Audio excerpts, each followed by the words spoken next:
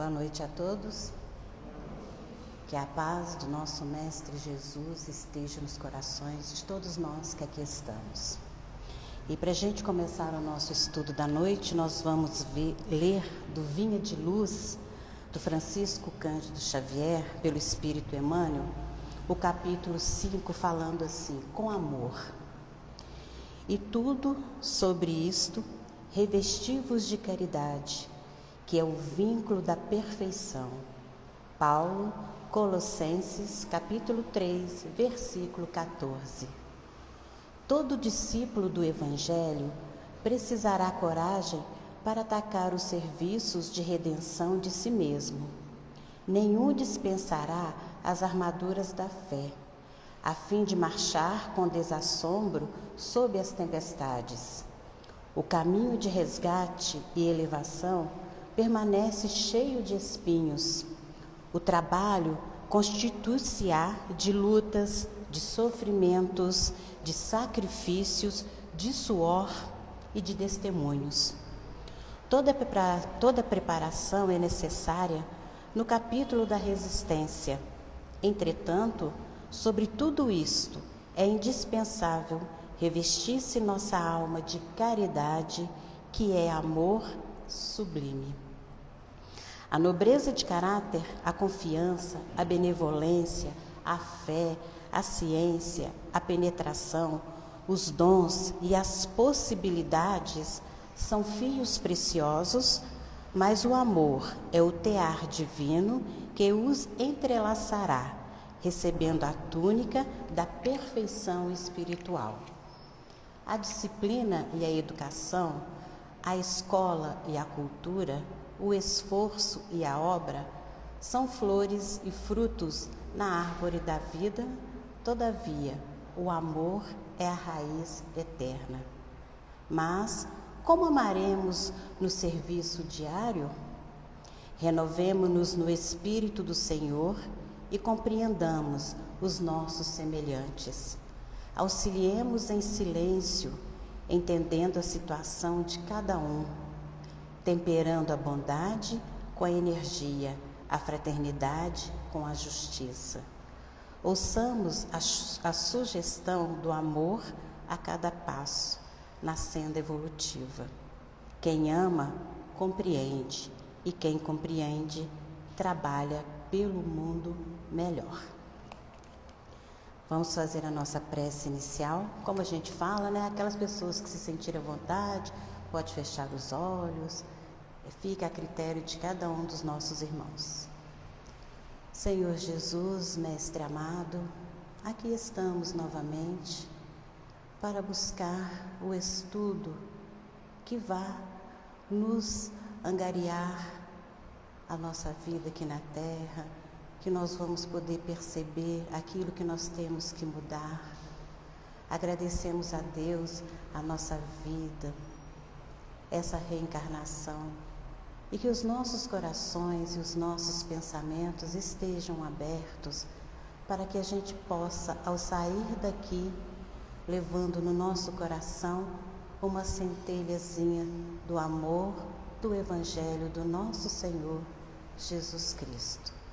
Sê conosco hoje e sempre, e que assim seja, e graças a Deus. O nosso tema da noite, que nós vamos fazer algumas reflexões, é o capítulo 15, Fora da caridade não há salvação. E ontem, assistindo uma palestra do Arthur Valadares, uma coisa foi até simples assim que eu achei, mas ele questionou que quando é esse capítulo 15, está no meio realmente do livro do Evangelho, certinho. Então, a gente olhando aqui, as páginas, gente, fica igualzinho. Aí eu pensei assim, nossa, é mesmo, no meio do livro do Evangelho. Então, significa que a gente vai ter que trabalhar muito a questão dessa caridade. E quando a gente fala de caridade, nós vamos atear aqui, nós vamos lá no item 2, para a gente falar um pouquinho sobre a parábola do bom samaritano. E a gente não vai tecer muitos comentários, a gente vai passar assim, sabe, um breve comentário sobre essa parábola, porque ela é muito importante. Então nós vamos observar que lá no item 2, fora da caridade não há salvação, eis que um doutor da lei, tendo se levantado com o objetivo de tentá-lo, Jesus, disse-lhe: Mestre, o que devo fazer para herdar a vida eterna? Jesus lhe respondeu: o que é que está escrito na lei? Como a interpretas? E lhe respondeu: Amareis o seu Senhor vosso Deus de todo o vosso coração, de toda a vossa alma, de todas as vossas forças e de todo o vosso espírito, e o vosso próximo como a si mesmo. Então Jesus lhe disse: Respondestes corretamente, fazei isto e vivereis. Aí ele vem falando agora da parábola. Mas, querendo parecer que era um homem justo, ele disse a Jesus: E quem é meu próximo? E Jesus continuou dizendo: Um homem que descia de Jerusalém para Jericó.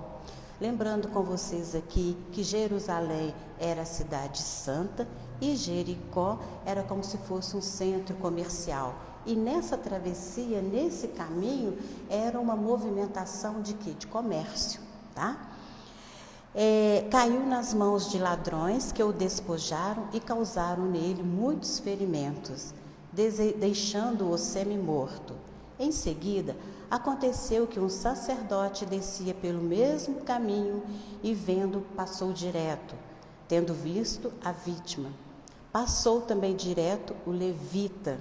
E depois veio o samaritano, aquele lá da Samaria. Esse, passando por perto do homem machucado, compadeceu dele, aproximou-se, derramando óleo e vinho em seus ferimentos, porque era o medicamento daquela época, colocou sobre o seu animal e foi conduzi-lo até uma hospedaria. Chegando na hospedaria, ele ainda cuidou desse irmão e precisou sair da hospedaria, deixando já, falando assim: eu pago, e se caso ficar mais caro um pouquinho, essa hospedagem desse meu irmão, quando eu voltar, eu pago o restante. E assim ele foi. Qual destes homens vos parece ter sido próximo do homem que foi vítima dos salteadores? Aí nós vamos refletir. O levita e o sacerdote. Todos esses tinham o conhecimento das questões, dos ensinamentos de Deus e de Jesus. Não muito, mas tinham, Mas quando a gente olha lá o samaritano, não é que os samaritanos eram ruins, Mas aquilo que eles acreditavam, eles colocavam em prática. Então, o samaritano que ajudou, a gente pensa assim, a gente às vezes estuda, a gente lê o Evangelho, a gente faz reflexões, mas no nosso dia a dia, como que nós estamos nos portando perante aos nossos irmãos que estão na nossa jornada aqui na Terra? Lembrando vocês que a caridade, a gente sabe que a gente doa um dinheiro, uma roupa, um alimento, claro, isso é bem-vindo. A gente não está falando para não deixar de dar assistência, mas a caridade, ela vai muito mais além da questão material. É a questão moral, a questão espiritual. Porque quando a gente doa, uma esmola, uma roupa, às vezes a gente já dá para ficar livre daquele irmão, porque a gente tem tantas coisas a fazer. O que a gente faz? Doa para ficar livre. Porque quando a gente doa, a gente dispõe um pouquinho do nosso tempo em conversar, para instruir aquele nosso irmão, que está passando pelaquela dificuldade moral. Como que nós doamos, nessa questão da caridade? Será que a gente vai com humildade, colocando no lugar dele que está recebendo? Porque às vezes ele pede porque ele não tem condições e a gente ainda faz, como se diz, a gente ostenta, faz uma selfie, coloca ela na rede social, fala assim: estou ajudando ao próximo. Então, assim, fica uma caridade de ostentação e não a caridade que Jesus fala conosco. Então, desses três aqui, a gente vê que toda a moral de Jesus ela se resume na caridade e na humildade. Se eu não for humilde, eu não tenho como fazer caridade, né? Então nós vamos ver que quando a gente fala de caridade, a gente vai lá na questão 886, que é a senha nossa, porque a gente não tem as nossas senhas no nosso banco, né? Essa aqui é a senha da nossa conduta, 886. Com o verdadeiro sentido da palavra caridade, como a entendia Jesus: benevolência para com todos, indulgência para as imperfeições dos outros e perdão das ofensas.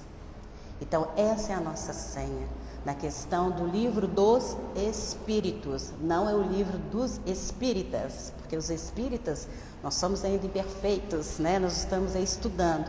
Então, está aqui. Esse é a nossa senha. Aí eu estava pensando assim, toda hora que a gente faz alguma coisa, eu lembro da questão 886, né? Para a gente tentar colocar a benevolência em dia, a indulgência com as imperfeições alheias.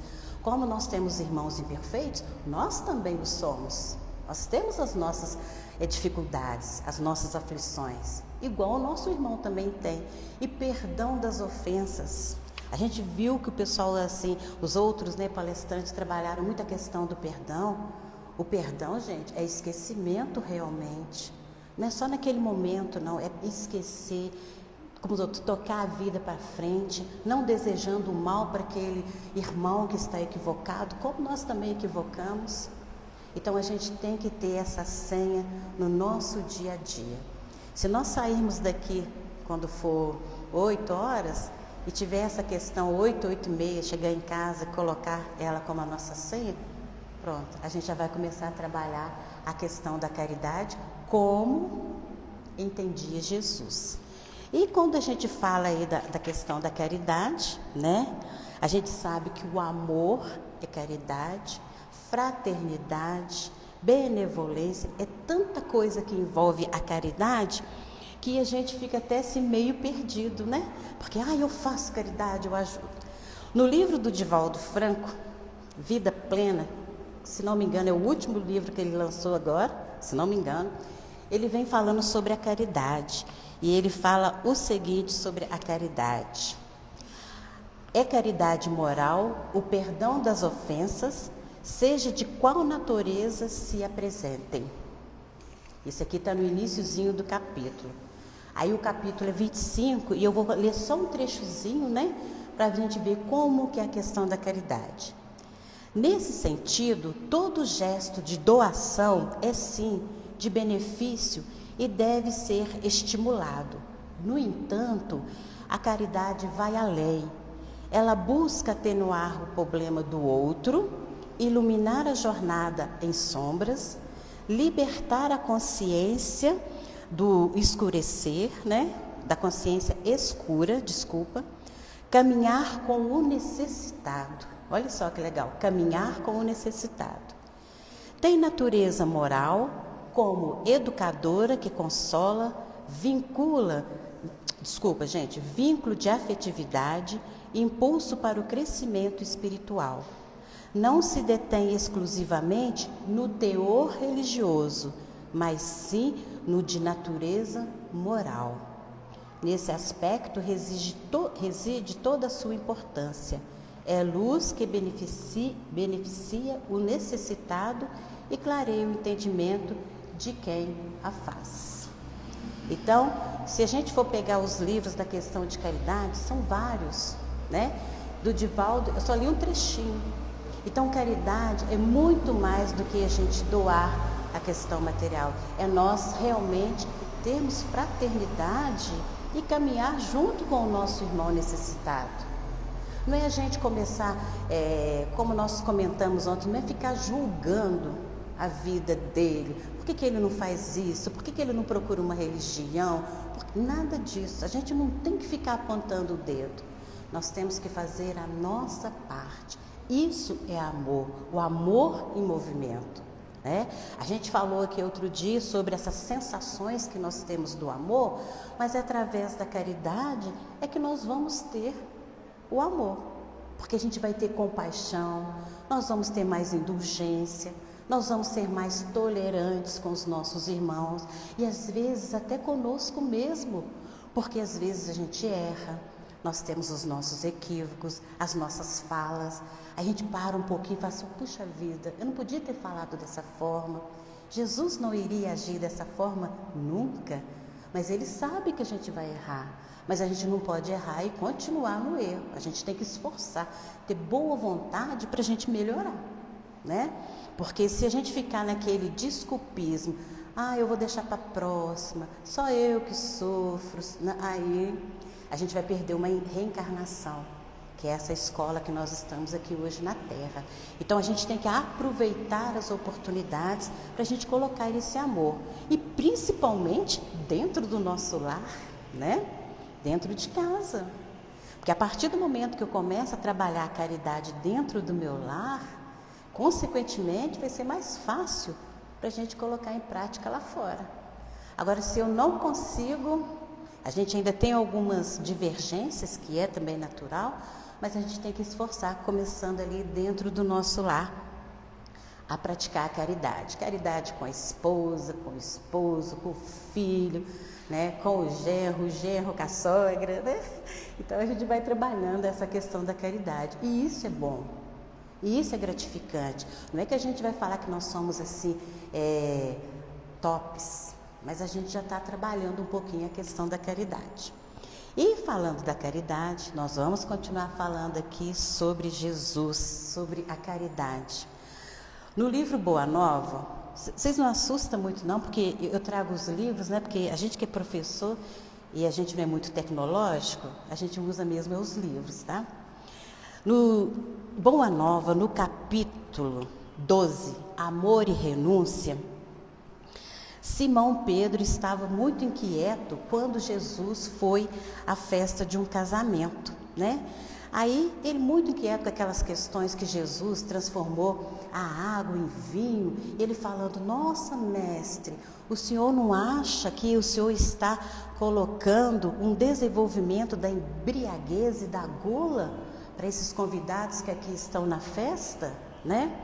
Aí Jesus compreendeu o alcance da interpelação e sorriu. Olha que legal, sorriu. A gente, quando vai falar alguma coisa que a gente acha que está certo, né? A gente já fecha a cara e já impõe, né? Jesus sorriu e falou assim, Simão, disse ele, conheces a alegria de servir a um amigo? Pedro não respondeu, pelo que o mestre continuou. As bodas de Canaã foram um símbolo da nossa união na terra. O vinho ali foi o bem, o da alegria, com que desejo selar a existência do reino de Deus nos corações. Então, o prazer de servir a um amigo, né, para ele selar realmente o reino de Deus nos corações do homem, né? E a gente aquelas interpelações.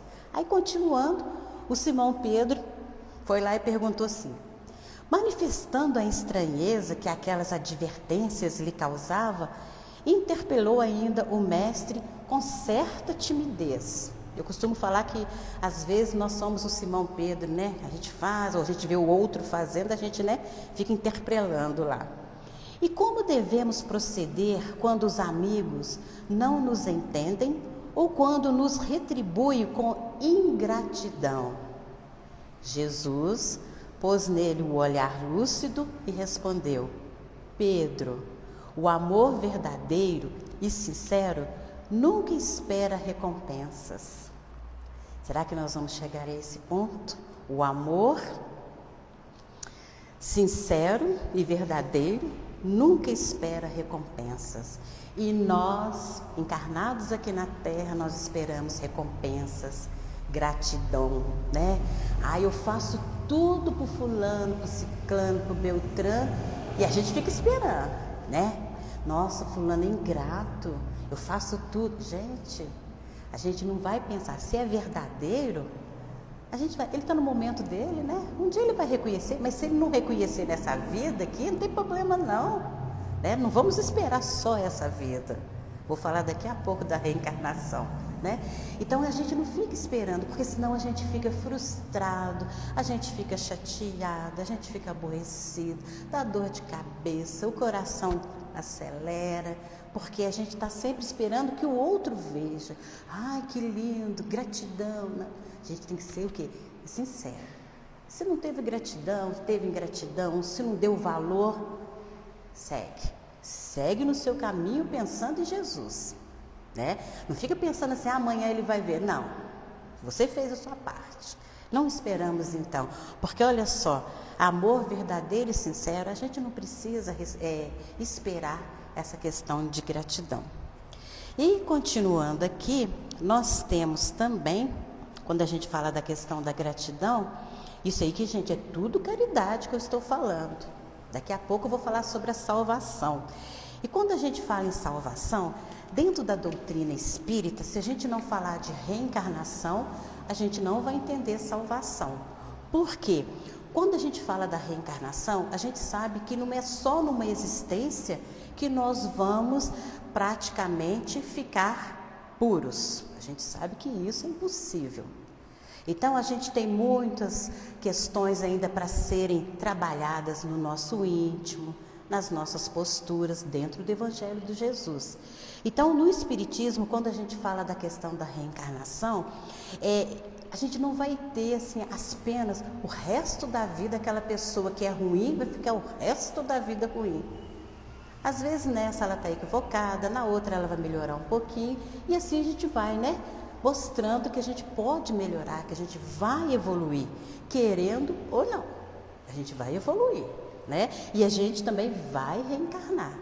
Ah, eu não acredito. Vai reencarnar, não tem como, né? Então nós vamos ver que o Espiritismo é uma das religiões que nos ensina que nós não vamos ficar nas penas eternas. A gente até falou segunda-feira, né? O pessoal tem um ditado, fala assim, nossa, fulano é torto, né? Vai morrer torto, até as cinzas ficam tortas, não é assim? Fica não. Se ele quiser, se ele tiver boa vontade, não vai acontecer. Mas se caso acontecer, também é o momento dele. A gente que tem que buscar a nossa melhora, né? E também quando a gente fala na questão da reencarnação, né?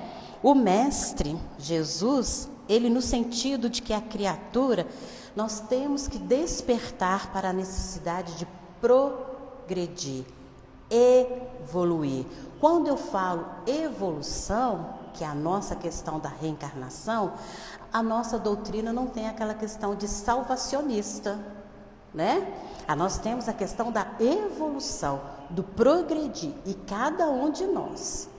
Não é só porque eu venho aqui, estou fazendo o estudo, tentando melhorar, tá, gente? Tentando melhorar, buscando que eu já estou salva. Nossa, ela já está salva. É muito mais do que isso, né? Mas a gente já deu, quer dizer, o primeiro pontapé, já estamos aqui.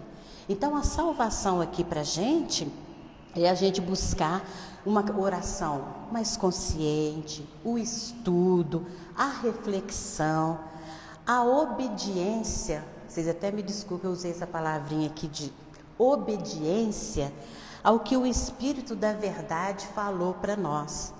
Espírita, amai-vos. Este é o primeiro ensinamento. Instruí-vos. Este é o segundo. Então, se nós formos obedientes a esse ponto, né, de sempre buscarmos, aqui tem um bichinho que está passeando aqui, eu vou deixar ele aqui. Se a gente tiver esses princípios aqui de amarmos, né, estamos aí amando, instruirmos, estudando, buscando, aí nós temos a nossa salvação.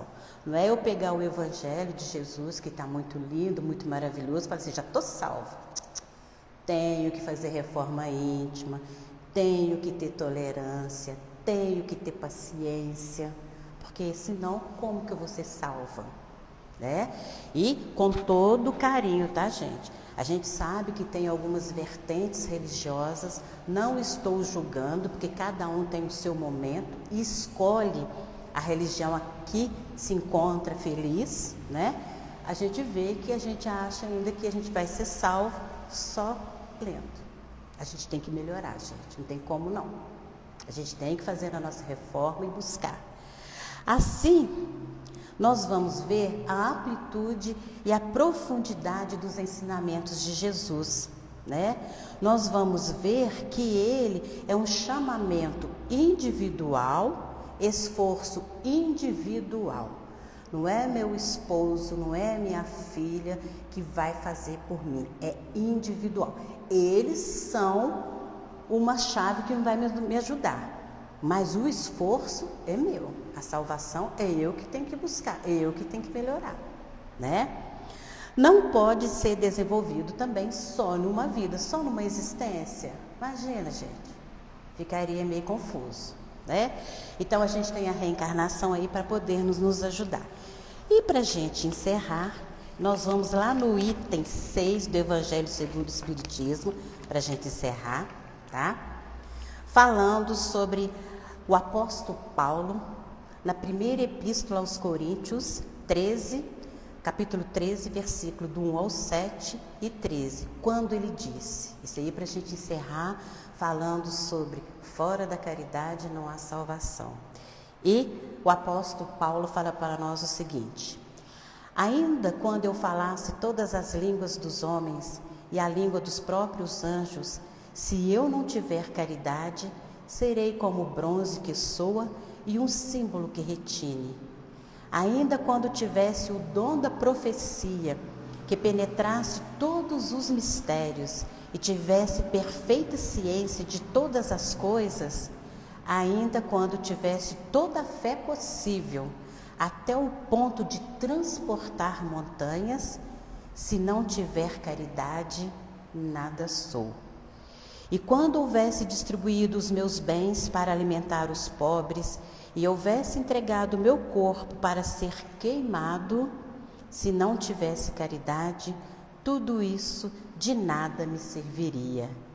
A caridade é paciente, é branda, é benfazeja. A caridade não é injubilosa, não é temerária, nem precipitada, não se enche de orgulho, não é desdenhosa, não cuida de seus interesses, não se agasta, nem se azeda com coisa alguma. Não suspeita mal, não se rejubila com a injustiça e se rejubila com a verdade.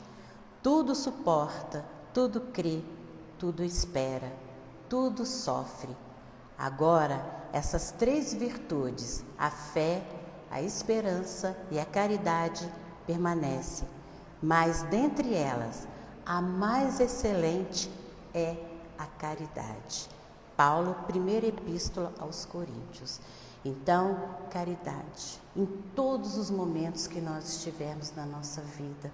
E mesmo quando nós sairmos, né, da nossa trilha, né, porque a gente sabe que às vezes a gente é testado, né, várias vezes, a gente tem provas, tem as aflições, pensamos na caridade. Porque se não tiver caridade, nós não seremos nada. Nós agradecemos o pessoal que está nos assistindo, uma ótima finzinho de quinta-feira, né, e uma ótima sexta-feira.